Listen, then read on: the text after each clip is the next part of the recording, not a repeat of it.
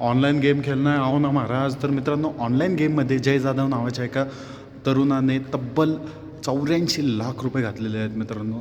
84 लाखाचा लॉस त्याला झालेला आहे मित्रांनो. याला सवय कशी लागली ते पाहूया. पहिली गोष्ट मित्रांनो, त्याच्या मित्रांनीच मित्राचा घात केला असं सर्वांना माहिती असतं.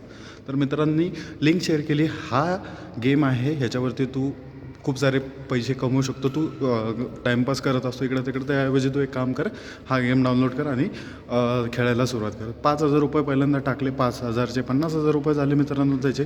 त्यानंतर मित्रांनो 50,000 झाल्यावरती त्याच्यामध्ये कॉन्फिडन्स आला की बाबा रे आपण अजून काढू शकतो. त्यामुळं मित्रांनो त्यांनी तब्बल 23 लाख रुपये त्याच्यामध्ये गुंतवले. 23 लाख रुपये मित्रांनो छोटी अमाऊंट नाही आहे. 23 लाख रुपये त्याने गुंतवल्यावरती तो त्याच्यावरती खेळला आणि हारला मित्रांनो. मग त्याच्यानंतर मित्रांनो तो हारला, त्याच्या घरच्यांना त्या सर्व गोष्टी कळल्या व त्याचे घरचे पुण्यामध्ये आले व त्याला घेऊन गावाकडे गेले मित्रांनो. तरी देखील गावाकडे गेल्यावरती ही लत लई डेंजर असते एक जुगाराची.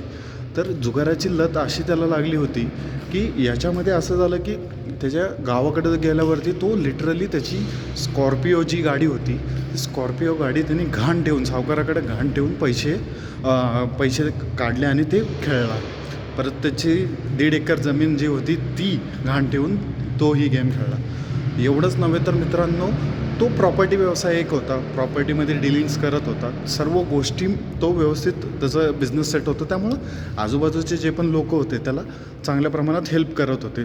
एकेकाकडनं 1 लाख घे, 5 लाख घे, 2 लाख घे, असं करत तब्बल 84 लाखाचं कर्ज जयने केलं मित्रांनो. एवढं मोठं कर्ज झालं, सर्व गोष्टी झाल्या, परंतु मित्रांनो हा पट्ट्याने हार नाही मानली मित्रांनो. शेवटी त्यांनी या सर्व गोष्टी सोडून दिल्या. त्याला समजवणारे लोक भेटले की बाबा रे हे खूप वाईट आहे, याच्यातनं पैसा निघत नाही ना, कुठल्या गोष्टी त्या कंप्लीट होत नाहीत. हे त्याला समजल्यावरती त्याने काय केलं, ह्या सर्व गोष्टी सोडून दिल्या. परत पिंपरी चिंचवड पुण्यामध्ये आला. याच्या क्षमतेची म्हणजे याच्या पॉवरची ही एवढी आपण दाद दिली पाहिजे की त्यांनी 60 लाख रुपये त्याचं कर्ज ऑलरेडी आता फेडून टाकलेलं आहे. 60 लाख रुपये कर्ज त्यांनी फेडलं, राहिलं आहे फक्त 24 लाख रुपये. आणि एवढं सर्व झाल्यावरती तो मित्रांनो मीडियासमोर आला. मीडियासमोर आल्यावरती त्यांनी सांगितलं की याच्या मागे लागू नका, माझ्यामध्ये दम होता, मी ते पैसे फेडू शकलो. जर माझ्या जागी दुसरा कोण असता तर फाशी घेऊन मेला असतं. लिटरली हे सत्य आहे मित्रांनो.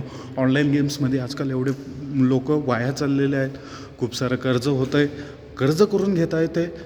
या सर्व गोष्टी मित्रांनो कुठंतरी नजरेस आल्या पाहिजेत की बाबा रे ह्या गोष्टी थांबल्या पाहिजेत. कारण खूप नुकसान आहे.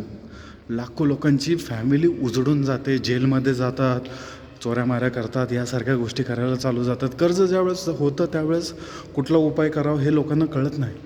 त्यामुळे मित्रांनो या गोष्टींवरती आळा घालणं गरजेचं आहे, एवढं सांगेल. आणि जय हिंद, जय महाराष्ट्र.